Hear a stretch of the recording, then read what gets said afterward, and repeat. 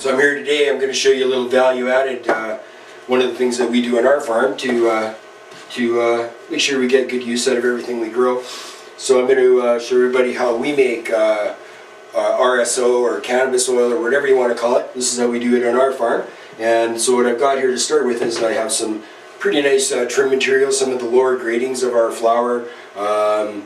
This stuff I've actually bounced already to take some of the keef off of, and I'm going to now use it to make some really nice RSO. So I have the cannabis material. I also have some 88% ethyl alcohol, which is not poisonous, as opposed to iso alcohol, which I would not encourage anybody to use if you want to eat this product. So yeah, some nice clean 88% ethyl alcohol, my cannabis material. What I have here is some separatory funnels I've made. Pretty basic industrial funnel with a bung plug on the bottom. I have put my cannabis material in the funnel. There's also a paper filter in there too, just to keep any of the solid materials from going down into the liquid. And I've let these sit for about 24 hours, covered with my high-grade alcohol. I usually find about 24 hours seems to work pretty good. So yeah, so what I'm going to do now, 24 hours later, I'm going to pull the bung out of the bottom, and we're just going to drain this out. And I will also let it drain for 24 hours because I'm trying not to lose any more alcohol than I absolutely have to. So I'll basically take the plug out. And now I have a sort of a plunger arrangement, basically another plate that I'm going to put on top of this. I'm going to put a weight on top. I'll squeeze out a little bit, and I'll just let that sit there overnight. And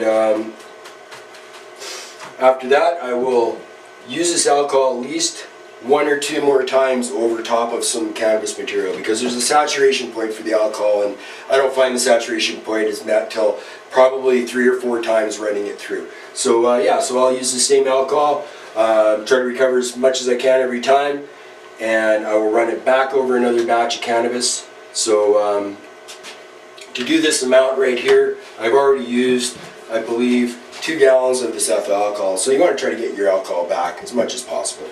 So yeah, that's what's going to happen. So we'll come back and show our other procedure once all this juice is drained and we've made our concentrate, and I'll show you my dehydrator arrangement that we use for dehydrating it and making our final product.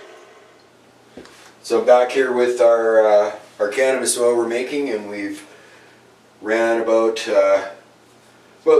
3 funnels through our alcohol mix there. So I'm thinking it's pretty saturated now. So now we're going to drain these off and try not to make too big of a mess. Oh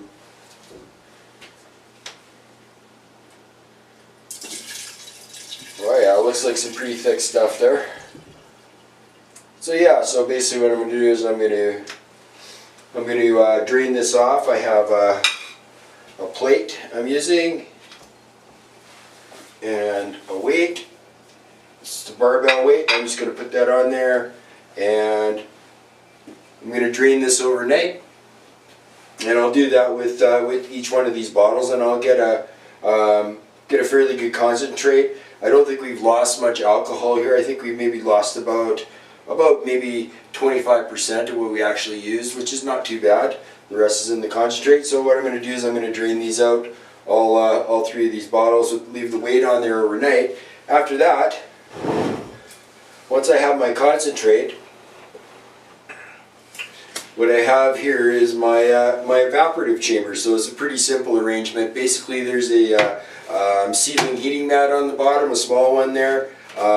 This is just a plastic tote, and I've got I don't know if you can see it over on the other side, but I've got a fan pushing air through, and some little bit of screen filter there so we don't get any particles in there. A couple of air holes, and what I'll put inside there is a pan that we use, and I'll show you the pan on the next step. And basically I'll put the pan in there, and I'm going to pour the concentrate into the pan, and I'm just going to let the air run over it with this nice warm gentle heat underneath. And it'll take a period of days to evaporate off. So yeah, I'll just show you this step here of me now with the final concentrate there. I'm just going to let this all drain overnight, these 3 bottles. So I'll do another one here for you. I'll show you what I'm doing. Move this one back a little bit.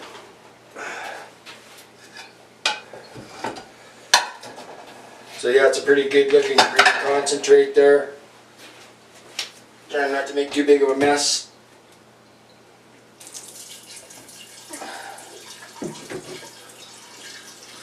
Yeah, so we're just going to let that drain overnight.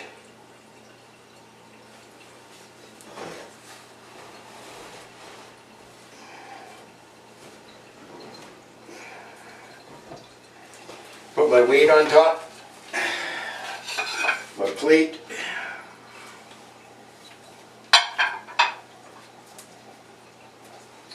So we'll let all our concentrate squeeze out of there overnight, and we'll get back most of it, and our next step will be to put it in the evaporative chamber.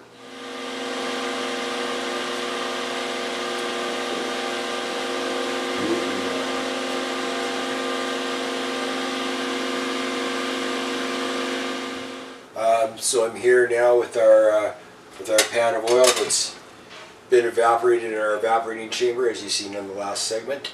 And now we're going to do the last stage for this really nice cannabis oil, and we're going to heat it on the stove to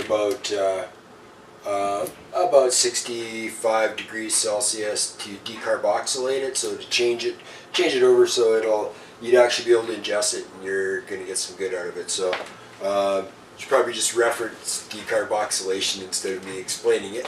But yeah, so anyways, we're going to heat this pan. And there's some water left in here too, so there's no alcohol left. I can smell it, and the alcohol's all gone, but there is sort of some water underneath the oil. So we're going to I'm going to open it up a little bit there, and then I'm just going to get some paper towel, and I'm going to wick some of the water out of it if I need to. This pan, there's not a lot of water, so I'm just going to go ahead and heat this pan.